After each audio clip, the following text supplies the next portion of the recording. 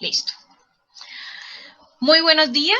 Hoy vamos a hablar de las relaciones entre el huésped y el parásito. Y tendremos la unidad de aprendizaje de la microbiota normal del hombre. Estaremos con ustedes Adrián Espinal, Juan Daniel Salazar y Milena Echeverry.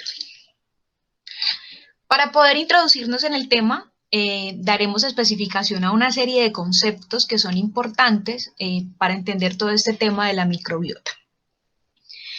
Las interacciones microbianas. Tenemos de dos tipos de interacciones. Hay unas que son de tipo benéficas o sinérgicas y otras que son de tipo antagonistas. Para poder conocer, inicialmente empezaremos con las benéficas, como son el comensalismo y el mutualismo. El comensalismo es una relación simbiótica en la cual una de las partes ni se beneficia ni se perjudica, mientras que la otra sí se beneficia. Las simbiosis comensales tienden a ser duraderas y de manera estable. La estabilidad de las relaciones comensales las hace compatibles con la salud, siendo un estado de equilibrio. En las relaciones comensales entre los microorganismos y los seres humanos, los microorganismos se benefician al disponer de un hábitat adecuado, así como disfrutar de los nutrientes. La mayor parte de nuestra biota normal está constituida por microorganismos comensales, como por ejemplo la bacteria Escherichia coli. En el mutualismo, hablamos de una relación simbiótica de manera muy estable en la que se benefician ambas partes. En la mayoría de los casos, ese beneficio de mutualismo es importante a tal punto que ninguno puede sobrevivir sin el otro. En nuestro cuerpo podemos encontrar como ejemplo de mutualismo la relación que tenemos presente entre el intestino grueso. Después de que hemos comido, las bacterias se benefician también, donde el hospedador, que sería el cuerpo humano, como sus microorganismos intestinales, comparten los nutrientes fácilmente digeribles. Ahora volveremos nuevamente a las interacciones microbianas, pero de caso antagonistas. Tenemos el parasitismo, la competencia y la depredación. El parasitismo lo denominamos como la relación que existe entre el hospedador, pero este hospedador es dañado por su compañero simbiótico y el parásito es aquel que se beneficia. Los parásitos microbianos son considerados como patógenos. El parasitismo es generalmente una simbiosis inestable en la cual el hospedador o muere o logra defenderse con éxito, eliminando al patógeno de su cuerpo. Este tipo de inestabilidad demuestra que los dos organismos están mal adaptados para vivir juntos. La competencia. Dos especies diferentes disputan por un mismo recurso. Ambas especies se alimentan del mismo alimento, valga la redundancia. Esta relación es muy importante en la evolución, ya que permite que la selección natural actúe favoreciendo la supervivencia y reproducción de las especies. La especie que logra ser más exitosa según su fisiología, su comportamiento, entre otros factores. Cuando dos organismos compiten o luchan por un mismo recurso limitado, como es el ejemplo de las bacterias que compiten en el intestino, la presencia poco abundante de la bacteria de la microbiota, para este ejemplo tenemos la Klebsiella michiganensis, la cual evidencia la resistencia a la invasión de otras bacterias, como por ejemplo la Escherichia coli o la Salmonella. Esta bacteria, la Klebsiella michiganensis, puede metabolizar los nutrientes disponibles en el intestino de una manera más eficiente, lo cual a ella le permite competir contra posibles invasores y evitar la entrada de otras bacterias que pueden terminar siendo nocivas para nosotros en el cuerpo. La depredación es la relación en la cual una especie debe de matar a otra para alimentarse.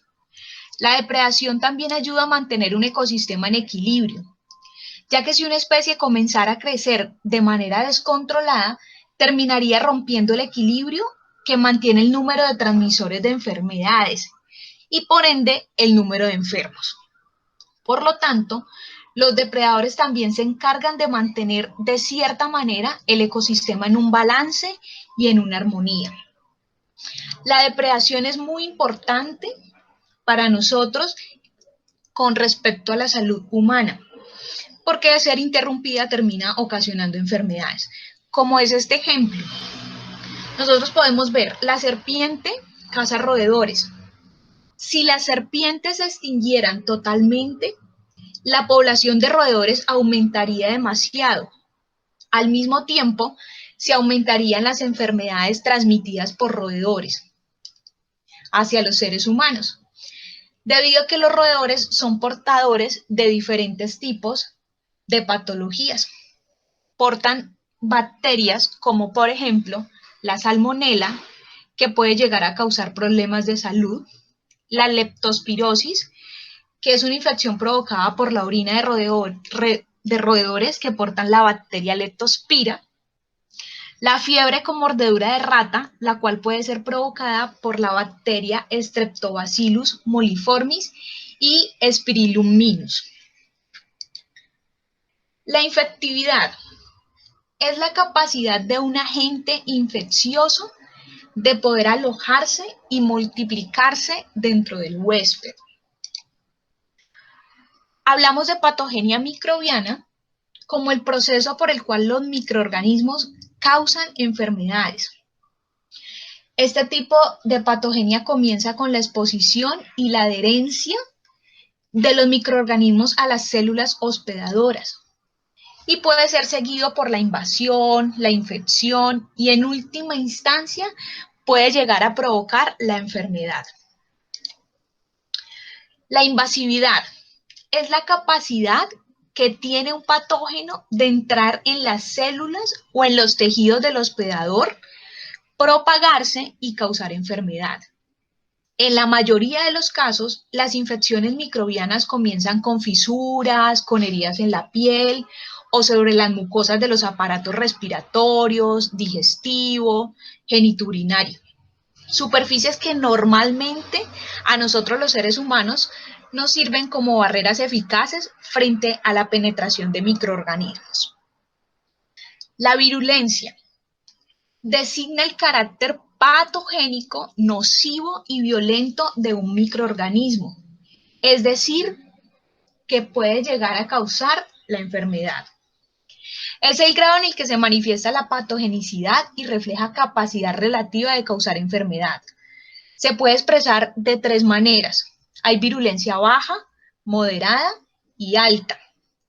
Como ejemplos de estos tres tipos de virulencia tenemos: de virulencia baja, la bacteria Streptococcus salivarius, que se encuentra universalmente presente en la flora bucofaringea de los humanos. Por sí misma parece incapaz de producir enfermedad, pero si durante una bacteriemia transitoria llega a situarse en una válvula cardíaca que esté dañada, puede depositarse en la misma y lograr ocasionar una destrucción lenta pero continua. La virulencia moderada, tenemos como ejemplo la bacteria Escherichia coli, que se encuentra universalmente dentro del colon, pero su desplazamiento a otro tipo de localizaciones en el cuerpo, como son tejidos adyacentes ya sea la vejiga urinaria, puede regularmente ocasionar tipos de infecciones agudas.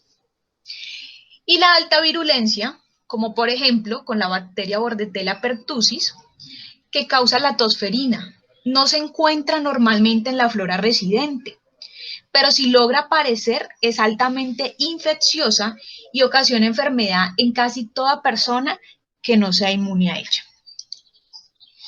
La atenuación es la disminución total o parcial de virulencia de un patógeno. Y hablamos de toxicidad como la capacidad que tiene un microorganismo para causar una enfermedad por medio de una toxina preformada que inhibe la función de las células del hospedador o las mata. Las exotoxinas son proteínas tóxicas liberadas por el patógeno a medida que crece y que se dispersan desde el foco de la infección, por lo que pueden llegar a causar daño en algunos sitios distantes. ¿Y qué es la infección? Es cualquier situación en la que un microorganismo ajeno a la microbiota local se establece y tiene la capacidad de multiplicarse en el hospedador, con independencia de que el hospedador sufra daño o no. La infección normalmente no es sinónimo de enfermedad, pues el crecimiento de un microorganismo, incluso de un patógeno, en un hospedador no siempre es dañino. Patogénesis de la infección bacteriana. Patogénesis, como ya se mencionó anteriormente, es la capacidad de un microorganismo de producir una enfermedad desde el momento en que ingresa hasta que empieza a provocar un daño. Como tal, la patogenia de la infección bacteriana comprende el comienzo de una infección y conlleva lo que son los mecanismos que provocan la aparición de los signos y los síntomas de la enfermedad. Consiste en 3 fases: la adherencia, la invasión y la toxigenicidad y su capacidad para evadir el sistema inmune. Otros factores importantes son la virulencia, que hace parte del propio microorganismo, por ejemplo cuando producen toxinas, tienen flagelos o cápsula, que son algunos de los mecanismos que tienen para ocasionar daño. El medio ambiente, si se observan condiciones de insalubridad, puede suponerse que hay una carga bacteriana elevada, y esto podría ocasionar infecciones más fácilmente comparado con un lugar que no tenga estas condiciones. La genética del individuo y su sistema inmune cumplen un papel muy importante, ya que es muy variado, y cada individuo va a reaccionar de forma diferente a una infección.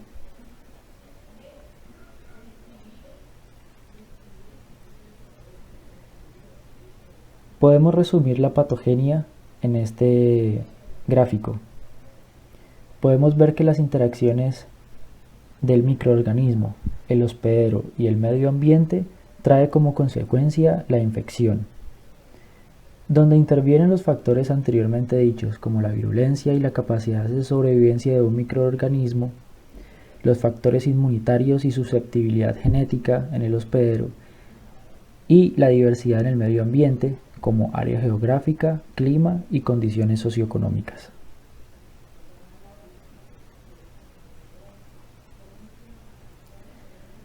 Por lo general, para que un microorganismo pueda causar algún daño, requiere que penetre la piel, las mucosas y el epitelio intestinal, que son superficies que normalmente actúan como barreras microbianas.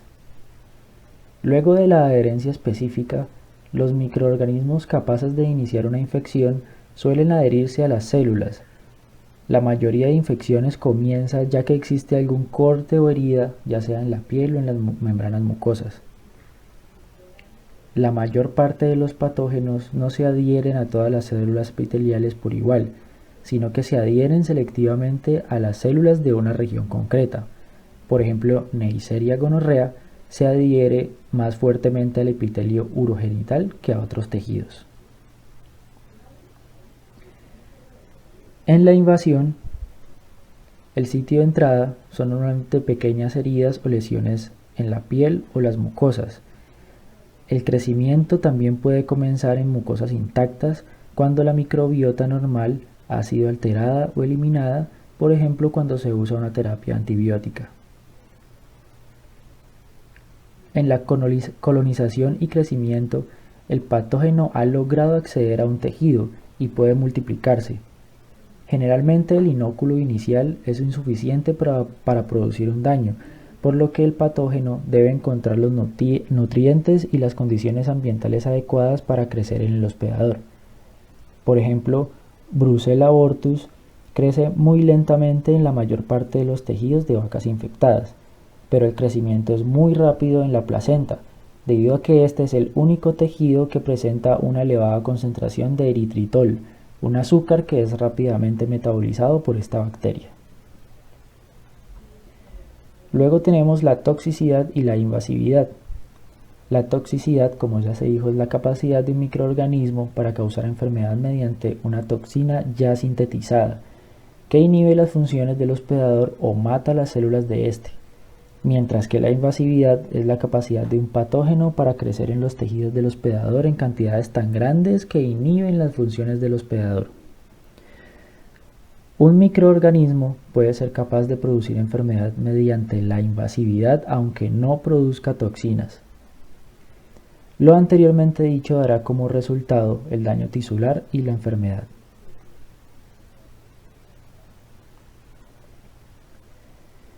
En los mecanismos de defensa contra la infección encontramos las barreras como la piel, las mucosas del tracto gastrointestinal, vías aéreas y las vías urogenitales. Por lo general, la piel impide la entrada de microorganismos a menos que exista en ella alguna alteración física, con las excepciones del virus del papiloma humano que pueden invadir la piel sana y causar verrugas, y algunos parásitos como Schistosoma manzoni o Strongyloides stercoralis. Muchas mucosas están cubiertas por secreciones que tienen propiedades antimicrobianas, por ejemplo el moco cervical, el líquido prostático y las lágrimas que contienen lisosimas, las cuales degradan las uniones del ácido murámico de la pared celular bacteriana, especialmente en microorganismos gram-positivos. Las secreciones locales también contienen inmunoglobulinas, principalmente inmunoglobulina G e inmunoglobulina A, que evitan que los microorganismos se adhieran a las células del huésped.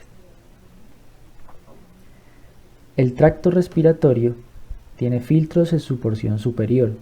Si los microorganismos invasores llegan al árbol traqueobraquial, el epitelio mucociliar los transporta y los aleja del pulmón. La tos también ayuda a eliminar los microorganismos. Las barreras del tubo digestivo incluyen el pH ácido del estómago y la actividad antimicrobiana de las enzimas pancreáticas, la bilis y las secreciones intestinales, que serán explicadas más adelante. Las barreras del tracto urogenital incluyen la longitud de la uretra en los varones y el pH ácido de la vagina, y el estado hipertónico de la médula renal y la concentración de urea. En la respuesta inmune, la respuesta inflamatoria dirige a los componentes del sistema inmunitario hacia las zonas dañadas o infectadas y se manifiesta con un incremento de la irrigación sanguínea, la permeabilidad vascular, lo que permite que los péptidos quimiotácticos, los neutrófilos y las células mononucleares abandonen el compartimento intravascular. En la respuesta inmune adquirida, después de la infección, el huésped produce una variedad de anticuerpos que se unen a blancos antigénicos específicos en los microorganismos. Los anticuerpos pueden ayudar a erradicar al microorganismo que causa la infección, ya que atraen a los leucocitos del huésped y activan el sistema del complemento. El sistema del complemento destruye las paredes celulares de los microorganismos infecciosos, por lo general a través de la vía clásica. El complemento también puede activarse sobre la superficie de algunos microorganismos mediante la vía alternativa. En las siguientes tablas encontraremos algunas exotoxinas y factores de virulencia extracelulares producidos por microorganismos. Entre los más comunes tenemos el Clostridium botulinum, que produce el botulismo a través de una neurotoxina y que produce parálisis flácida, mientras que el Clostridium tetani, que produce el tétano a través también de una neurotoxina, produce parálisis espástica.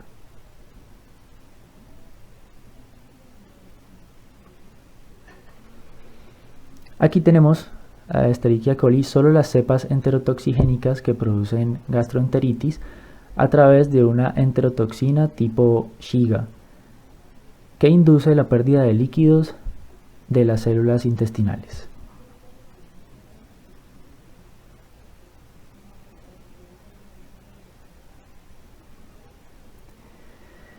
En la siguiente tabla tenemos algunas propiedades de las exotoxinas y las endotoxinas. Entre las más importantes tenemos el mecanismo de acción y los síntomas, que en las exotoxinas el mecanismo de acción es específico y generalmente se une a receptores específicos o a estructuras específicas, mientras que las endotoxinas producen síntomas generales como fiebre, diarrea y vómitos. Y la toxicidad, las exotoxinas suelen ser muy tóxicas y en ocasiones letales, en contraposición a las endotoxinas, que son débilmente tóxicas y raramente letales.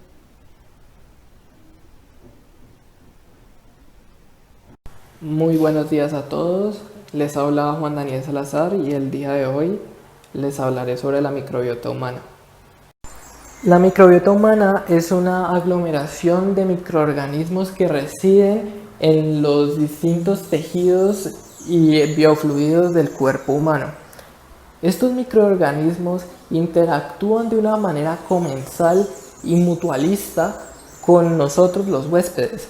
Es decir, que nosotros obtenemos un beneficio de la presencia de estos microorganismos y ellos obtienen un beneficio por estar adheridos a nosotros. A pesar de que se sabe muy poco acerca de su composición, es claro que la microbiota juega un papel importante en la salud, debido a que la microbiota aporta nutrientes que nosotros no podemos sintetizar y ayuda al desarrollo del sistema inmune. Pero en un caso en donde la microbiota se descontrole, puede influir en la gestación de enfermedades como la obesidad, el cáncer, enfermedades gástricas y hepáticas. La microbiota de la piel es una abundante y diversa colección de bacterias, hongos y virus que habitan sobre la piel humana. Estos grupos de microorganismos varían entre individuos y entre diferentes localizaciones que hay sobre la piel humana. Estas variaciones ocurren debido a que la piel provee muchos nichos los cuales contienen grandes poblaciones de microorganismos los cuales están sujetos a distintas variables ecológicas como humedad, temperatura, pH y los compuestos antimicrobianos que se generan dentro de la misma piel. Por medio de los análisis filogenéticos del gen RNA16S se han encontrado al menos 19 filos de bacterias que componen la microbiota de la piel y la abundancia de cada grupo está estrechamente relacionada a los diversos nichos que existen. Por ejemplo, en los lugares sebáceos de la piel predomina Propionibacterium y especies de Staphylococcus. En la piel húmeda, como en las axilas, Corynebacteria predomina, sin embargo también se pueden encontrar especies de Staphylococcus y en la piel seca se encuentran mezcladas poblaciones de Flavobacterias y Beta-Proteobacterias como parte de la microbiota residente. Como pueden observar en la tabla, también se pueden encontrar poblaciones de Firmicutes, de hecho son el 24%, y también poblaciones de Bacteroidetes, que son el 6.3%. En esta diapositiva podemos observar las diferentes interacciones que tienen los microorganismos sobre nosotros, los hospedadores. Estas interacciones ya las hablaron anteriormente, pero quiero enfocarme en una específica y es una interacción benéfica que existe con Staphylococcus epidermis y nosotros, nosotros los huéspedes en este caso, y es que Staphylococcus epidermis incentiva a una mejor respuesta inmune. O sea, la presencia de esta bacteria ayuda a que haya una respuesta inmunitaria más efectiva. Esto se pudo demostrar porque hubo un estudio con unos ratones, entonces se separaron dos grupos, un grupo de ratones estériles, o sea que no había ninguna clase de presencia bacteriana o de otro microorganismo, y un grupo normal, un grupo que no se le hizo ningún procedimiento. A estos dos grupos de ratones se les expuso ante el parásito Leishmaniasis y Leishmaniasis afectó mucho al grupo de ratones estériles y al grupo de ratones completamente normal le afectó, pero no le afectó de la misma forma que al grupo de ratones estériles. Lo que se procedió a hacer después fue separar dos grupos de ratones estériles y exponerlos ante Staphylococcus epidermis, y luego al grupo que se le expuso ante Staphylococcus epidermis exponerlo ante leishmaniasis, y se descubrió que la presencia de Staphylococcus epidermis ayudaba mucho al desarrollo de la inmunidad, debido a que Staphylococcus epidermis, cuando estaba presente en los ratones, hacía que leishmaniasis no afectara tanto. La microbiota de la cavidad oral es la segunda microbiota más diversa del cuerpo humano. Se encuentra justo detrás del colon en lo que vienen siendo los términos de diversidad. Esta microbiota tiene relaciones más que todo comensales con nosotros los hospedadores, y se le atribuyen dos de las enfermedades más comunes que ocurren en la cavidad oral, las cuales son las caries y las enfermedades periodontales. A pesar de la fácil accesibilidad con la que se cuenta para obtener muestras de esta microbiota, es bastante difícil hacer que puedan crecer en medios de cultivos convencionales. Esto ha dificultado el estudio en su totalidad de esta microbiota, y por eso no se sabe el 100% de la conformación. Para poder entender bien la distribución que hay de la microbiota en la cavidad oral, hay que entender su microambiente que la rodea. Este microambiente es bastante hostil, debido a que está la presencia de saliva, la cual no es un buen medio para poder crecer debido a la falta de nutrientes, y a la presencia de enzimas antimicrobianas como lo son la lisozima y la lactoperoxidasa.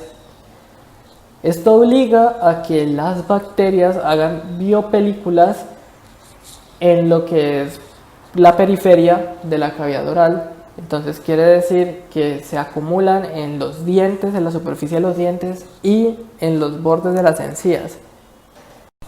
La composición de la microbiota bucal está formada en términos de procariotas. Estamos hablando de 700 especies aproximadamente. De estas 700 especies podemos decir que pertenecen a 185 géneros, y estos 185 géneros pertenecen a 12 filos. De los 12 filos que se conocen actualmente, solo el 54% está oficialmente clasificado y cultivado. El 14% no se ha clasificado, pero se ha logrado cultivar, y el 32% tiene una clasificación, pero no se ha podido cultivar. A esto me refería con que las bacterias de la microbiota bucal no son fáciles de cultivar con medios de cultivo convencionales. Entonces podemos observar en las tablas que podemos encontrar filos de bacteroidetes, de clamidia, de proteobacteria, actinobacterias, spiroquetas y las demás que están en la tabla. Y también quería mostrarles que en los dientes, en lo que viene siendo la superficie dental, podemos encontrar distintas especies de Streptococcus, y podemos encontrar en lo que viene siendo las encías y por supuesto los bordes de las encías especies de Veillonella y Fusobacterium. Además de bacterias, también podemos encontrar otros tipos de microorganismos dentro de la cavidad oral. Podemos encontrar hongos, virus y protozoarios. Del lado de los protozoos encontramos a Entamoeba gingivalis y a Trichomonas tenax como los protozoos más comunes.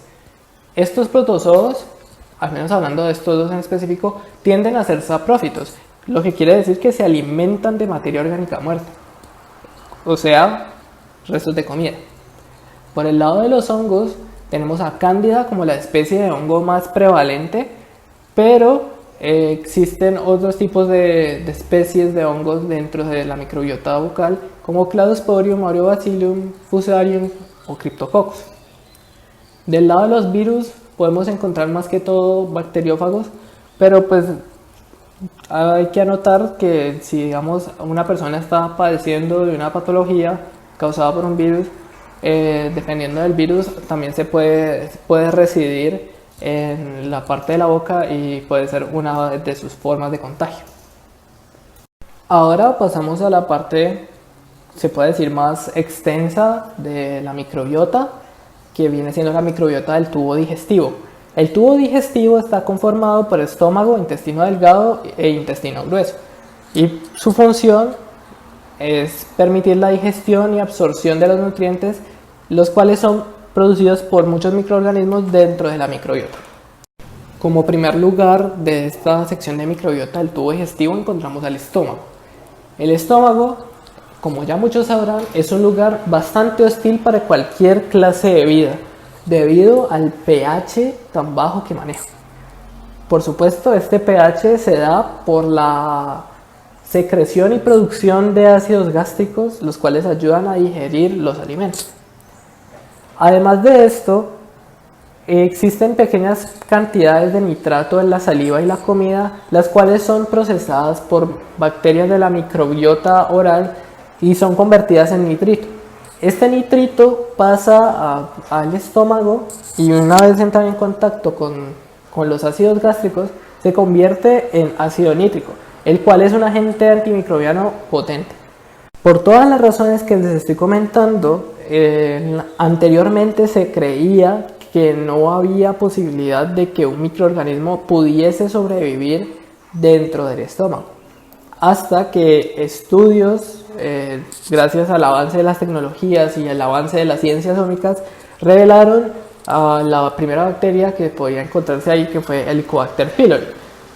Por supuesto, esta bacteria es un objeto de estudio bastante grande, ya que es causante de bastantes problemas, incluido el cáncer y otros tipos de patologías como úlceras, etc.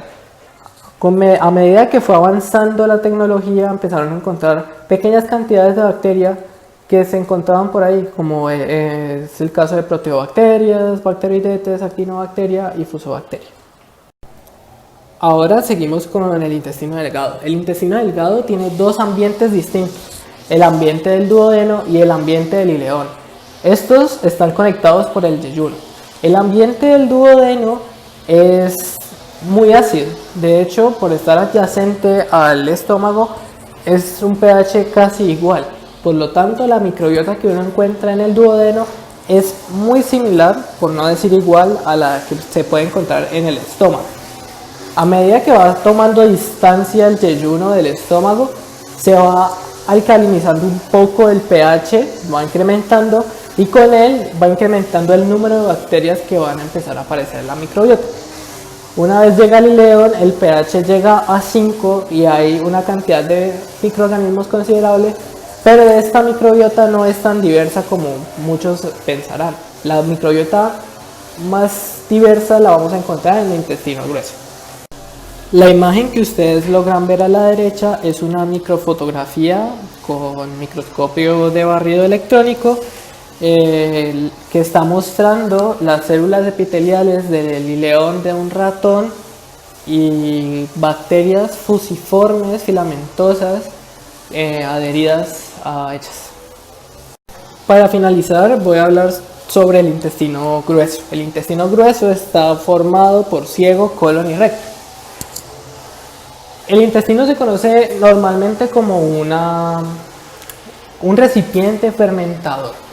Esto es debido a la poca cantidad de oxígeno que hay en este sitio, lo cual induce a las bacterias a hacer fermentación.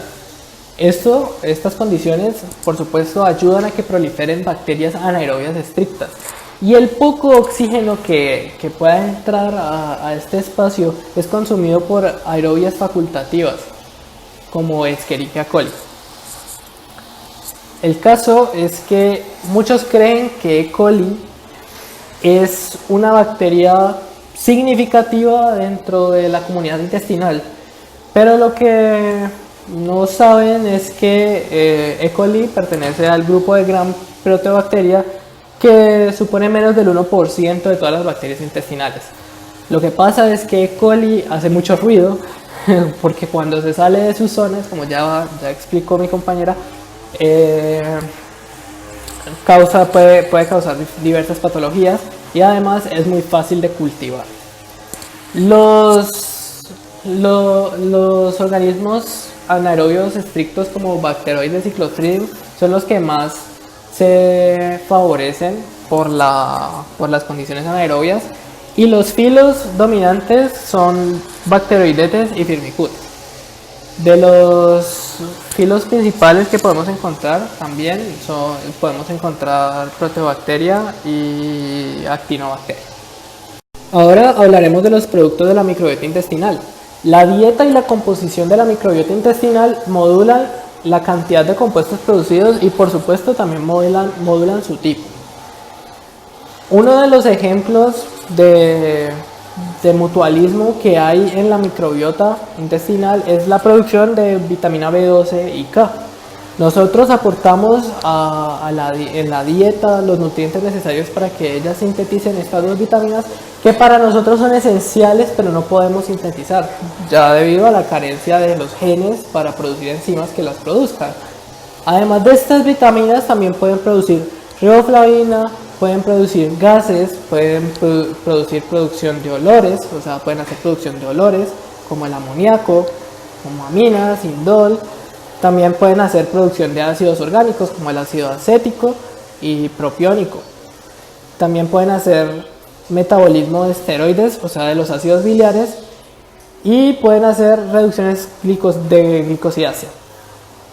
Les quería, pues, para complementar la última sección que vimos, que es la de productos de la microbiota intestinal, quería traerles una perspectiva inmunológica. Y pues como ya sabrán, los microorganismos, pues tenemos una relación muy bonita, pero a veces se pueden pasar de la raya y pueden empezar a colonizar otros sitios, y para eso pues está nuestro sistema inmune atento, está prestando una vigilancia 24/7 todos los días hasta que mueras, y pues para mantenerlos controlados y que no colonicen otros lugares.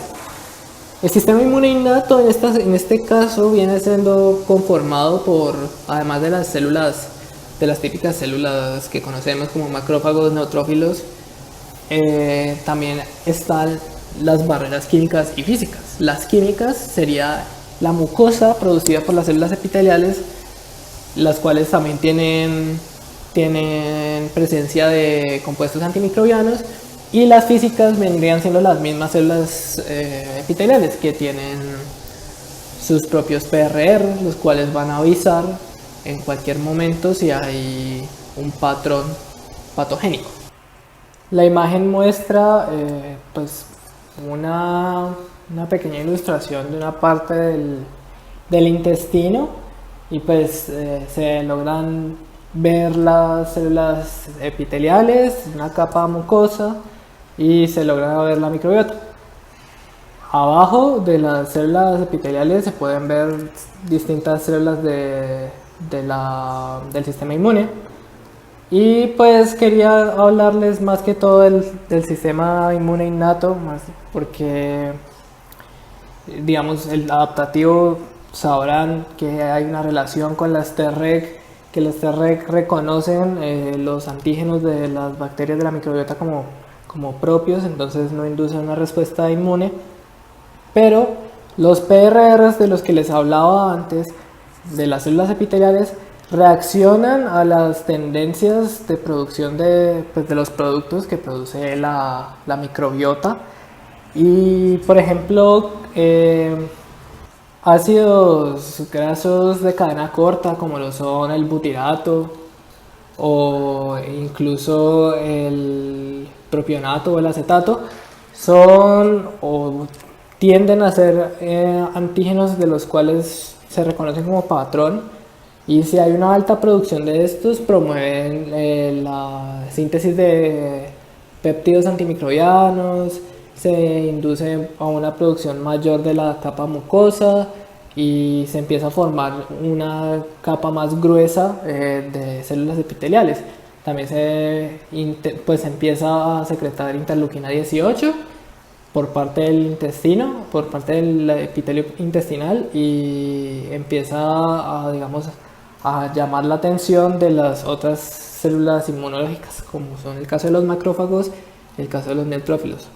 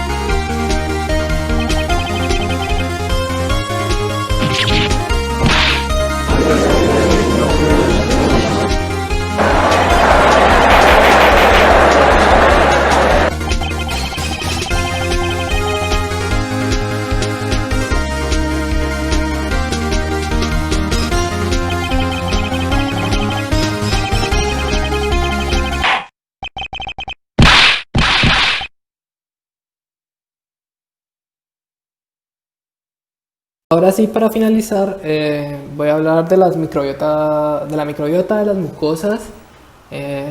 Esta sección está comprendida por vías respiratorias y por el aparato genitourinario.